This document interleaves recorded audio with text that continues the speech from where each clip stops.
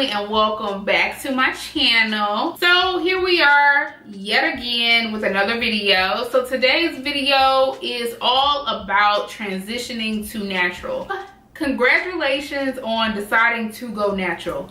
Just know this is probably one of the best decisions that you have ever made in your life, but it's not going to be an easy one. What I've decided to do for the format of this video is actually make it somewhat like a timeline. So the first 2 months of your transitioning journey are very interesting. So if you've ever gone without a perm for, I would say, a month or two already, this should be a very easy phase for you. One thing that I would stress at the first 2 months of transitioning, do not feel like you have to throw away all of the products that you currently use on your hair. Keep in mind that your hair is still majority relaxed in those first 2 months. So you definitely don't want to switch to just completely natural products because it's unnecessary. One of the things that I did as a mistake when I started transitioning was I threw away all of my relaxed products and I started using natural hair products, and it was just a mess because my hair was like, girl, what is this? What is this?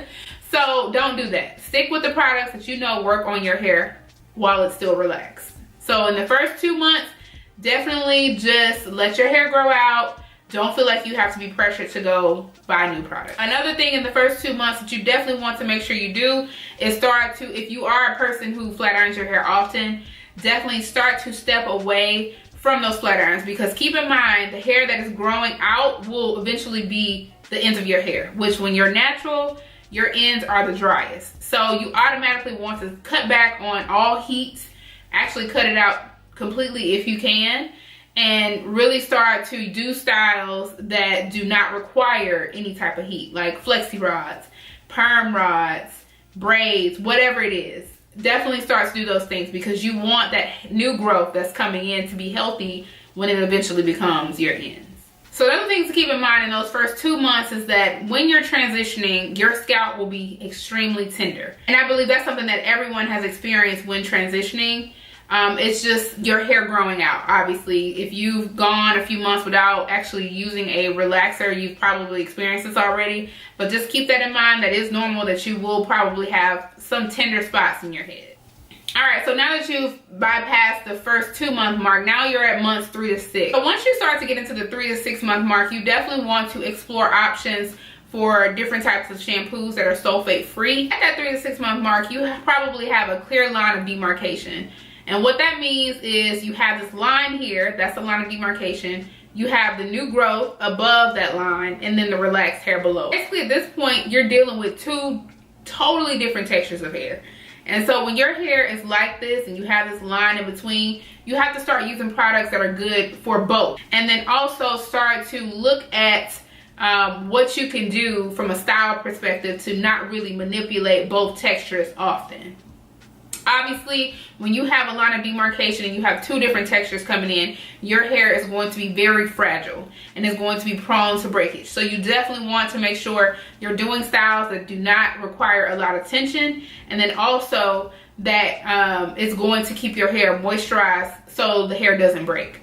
So when I was transitioning at the 3 to 6 month mark, that is when I started to wear a lot of sew-ins and wigs. Now at the time back in 2013, there was not a lot of options for crochet braids and wigs and so forth. So obviously the sew-in was the best option for me. However, now there are so many different natural looking wigs on the market that you can wear. There are so many different crochet styles that you can look at as well. So definitely explore your options for different protective styles that you can do, but also make sure even when you're protecting your hair that you're still somewhat maintaining what's underneath that protection. At the 3 to 6 month mark, change your shampoo to something that's sulfate free, keep your hair moisturized, and then try to protect it. Now we're at the 6 to 9 month mark. Now at the 6 to 9 month mark, obviously I'm actually trimming my hair more. So again, going to my stylist every 3 months or so and letting her lightly trim the relaxed hair. So keep in mind, you're dealing with two totally different textures of hair, and your hair will be more prone to tangle if you're not keeping it trimmed on the ends as you move forward with your transitioning journey. So try to get your trim every 3 months, if not more.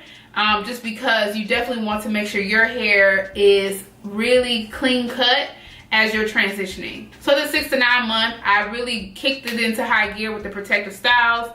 I found wigs like this where I can like kind of twist my hair and have it loose where it's not pulling at my ends and it's not pulling at the nape of my neck. But it also allowed me to wake up in the morning and throw it on and go to work. And so a lot of people at that moment try to start doing braid outs and twist outs, and I was one of those people. But one thing I would say is that you have to understand that your braid outs and your twist outs will come out a little bit wonky because you still have a good amount of relaxed hair on your head. So don't feel like you have to go out and get all the twisting creams and the wash and go gels. Just wait, give it a couple more months, and then you can start to do those styles. Yeah, at the 6 to 9 month mark, definitely make sure you get the hair trimmed and protect your hair as much as you possibly can. Your hair is probably at the ultimate level of sensitivity and fragileness. Definitely want to make sure you're doing things that are not really super manipulative to your scalp or your hair. Another thing that you want to make sure you do, if you don't already own a steamer, definitely invest in a steamer, because now your hair is a little bit, even if you have a looser curl pattern, your curls are probably starting to pop a bit more than they were at the beginning of your transitioning journey. So you definitely want to make sure when you're washing your hair and when you're deep conditioning your hair is receiving those moisturizing products. And so a good way to do that is to make sure the cuticle is open when you're doing things like deep conditioning. After you've completed your 6 to 9 month mark with your hair, you now reach the 9 to 12 months. So at this moment, this is when you can probably reevaluate whether or not you want to go ahead and chop your hair off and just go ahead and just completely be natural, or you're going to just continue to transition with protective styles. Now at this moment, you've been pretty much a year without a relaxer, so I would say at this moment, this is when you become fully comfortable with all natural hair products. Because now it's flipped. Your hair is probably more natural than it is relaxed unless you have super long hair. Another thing that stands true is that I tell people this all the time. You'll see your curl pattern, but you truly won't know your curl pattern until you chop your hair. So even if you're at that year mark, don't try to do things like wash and goes until you actually chop that relaxed hair off. Another thing to keep in mind is that when you're transitioning, you're going to hear terminology that you've never heard before. You're going to be like, what is LCO? What is the lock method? What is co-washing? Just do your research. All of these terms are on websites like Naturally Curly. There are blog posts all about all this information. So do your research. It'll definitely tell you everything that you need to know. And I would say just do that throughout your journey. If you hear a term and you're like, I don't even know what that means, don't feel like you have to step right into it and do it. Definitely do your research. All in all, I would say the biggest tip for your transitioning journey is to make sure you're listening to your hair as you go through these stages, okay? Make sure you're following people here on YouTube as well as on other platforms that are very knowledgeable about natural hair, because I think that helps as well.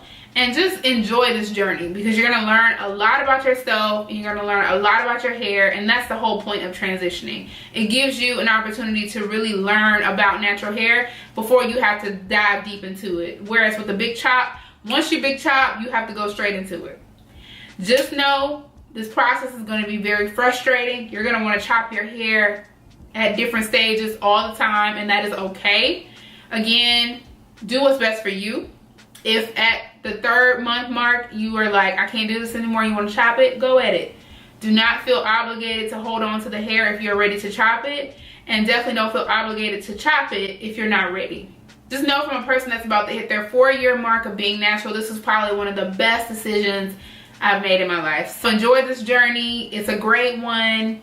Love yourself mainly, and good luck. That's all I have for today. Of course, if you have any questions about anything that I mentioned here, please feel free to comment down below in the comment section, and I'll answer those questions for you.